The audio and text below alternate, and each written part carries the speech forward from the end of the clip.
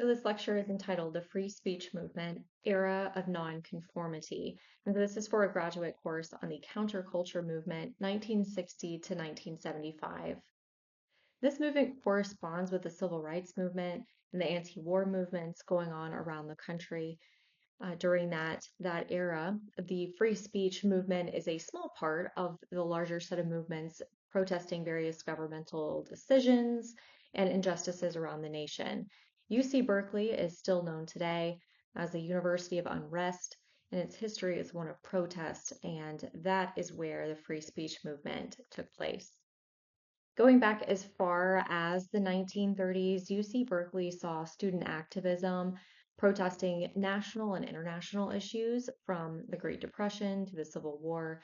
And communism was spreading, and students were joining the party and creating new political and social activist groups. So, fearing these radical ideas and formation of groups based on them, the California State Board of Regents had ordered the universities to ban the activity on campus related to political action, including fundraising, inviting political guests to speak to students, or even passing out literature. On a little street just at the south side of campus, it's called Telegraph Avenue. It was home to bookstores and small shops that was known to sell communist materials and coffee as well. The civil rights protests were erupting around the country prior to 1960, and events like the Supreme Court ruling of Brown versus Board of Education in 1954 were being watched by students across the nation. Students were seeing all these protests take place. And UC Berkeley students were ready for their own kind of reform, and that reform was of political freedom on college campuses. They established a group called SLATE and ended up having groups like the Committee to Abolish the House Un-American Activities Committee join them, all under the desire for reestablishment of civil liberties and academic freedom as the 1960s approached. This was the era of youth, like I said, the era of nonconformity.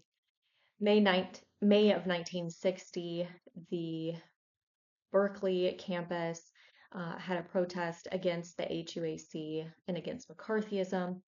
That began peaceful protest, but ended up with fire hoses being sprayed in the rotunda and protesters being dragged down the steps out of the hall.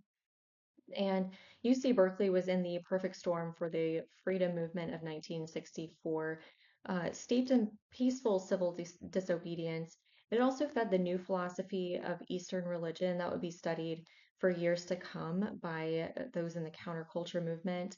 The summer of 1964 was known as Free Speech Summer.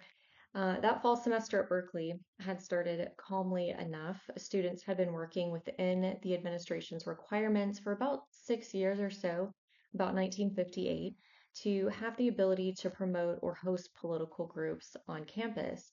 But September of 1964, just as the semester was beginning, those dreams, those desires by those student groups was squashed because they were really recognizing that that was not going to become a reality for them.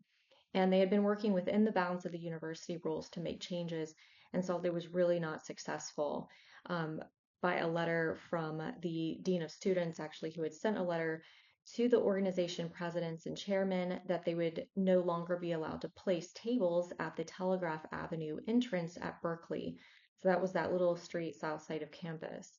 The next day, SLATE and a myriad of campus organizations, including Campus Corps, University Young Republicans and Democrats, College Young Republicans, Independent Socialist Club, and Youth for Goldwater, to name a few, had signed a petition to have the Dean of Students reconsider the ban on tables at Telegraph Avenue, citing strict policies all the organizations would follow.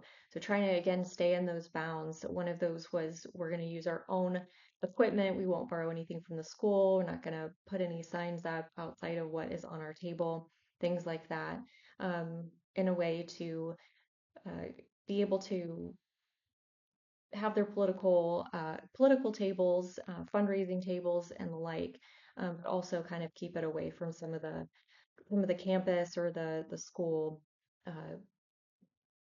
equipment. But September 30th arrived a couple weeks later, and students found the administration was not going to grant their request. to lift the political advocacy ban from campus. And the students gathered and they ended up placing their own tables in front of Sproul Hall. Students from across the political spectrum gathered together and put their tables out. 5 students were cited, and this ended in the first of the sit-ins that lasted into the night. Days later, Jack Weinberg, who would become a major name in the free speech movement, took action on his own, and he brought his own makeshift table and placed it outside of Sproul Hall, which was the admin building, and passed out literature for his group, the Congress of Racial Equality, or CORE. He was accosted by an officer or a couple of officers and cited for breaking the campus rules, told to leave campus. He refused and was arrested and taken to a police car where students were gathering and calls were made to sit down from the crowd to demonstrate opposition to the officers' actions.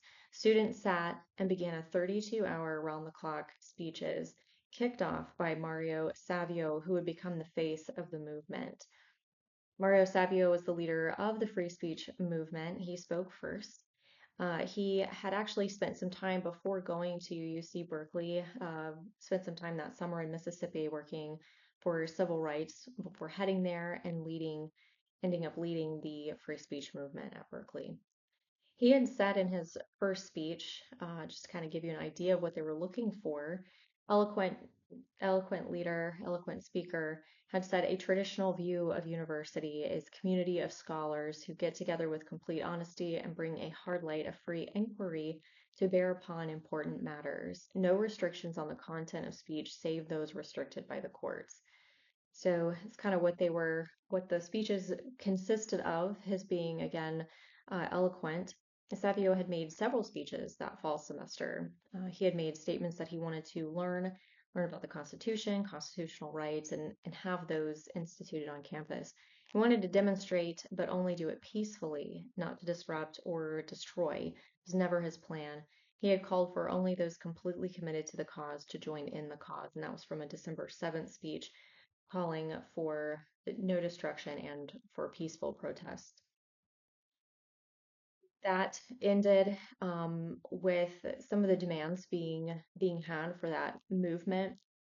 In 1966, so fast forward a couple years, Ronald Reagan won the race for governor and was critical in his run about the student protesters at UC Berkeley, describing them as beatniks, radicals, and filthy speech advocates, to quote him. And he went on to say that, quote, they brought such shame to and such a loss of confidence in a great university. So what started out as peaceful protests kind of bubbled into something a little bit different as time went on. This would be the first part of the movement that kicked off protests to come, and some would say actually helped Reagan win the gubernatorial race a few years later and helped form a new Republican movement. What is important to look at in this part of the counterculture movement that historians can see is the idea that students wanted to get together to promote free speech. There was not really a good guy versus bad guy. Sometimes you want to see that, but there are good actions and bad actions that can be found in this movement, but not really a blanket statement can be made. There in a documentary, one of the protesters later had said they believed they were defending conservative values, or with the youth who were for Goldwater were said to have been sitting down with students with the Young Socialist Alliance. So it was really across political parties. It wasn't really partisan protests that started out that way, and we're looking for the same thing. Historically, this sub-movement inside the larger counterculture movement has really a lot of moving parts, but one key takeaway for students of history is to see this in the broader context of the counterculture movement, taking into consideration the desire for youth to break out of conformity, the rise of drug use, changes in music and politics, attempting to navigate this new era that was emerging. Vietnam would be a major issue to further complicate this era as well. But the free speech movement is one that, like Mario Savio had desired, to have the ability to come together to advocate for constitutional rights like that of free speech, even with varying groups across the political spectrum. I will close this lecture with this thought, and this speaks to the greater changes in philosophy that contributed much to this turbulent era. Protester Michael Rossman, in a documentary in 1990, described the free speech movement as one for privileged youths who said their privilege, who had noted that they had privilege but believed they were oppressed and wanted meaning in their lives. And like I said, I think this speaks to a broader and more philosophical shift in beliefs and would come to define the decade and even those to come as the philosophy had changed and this counterculture movement was looking for meaning.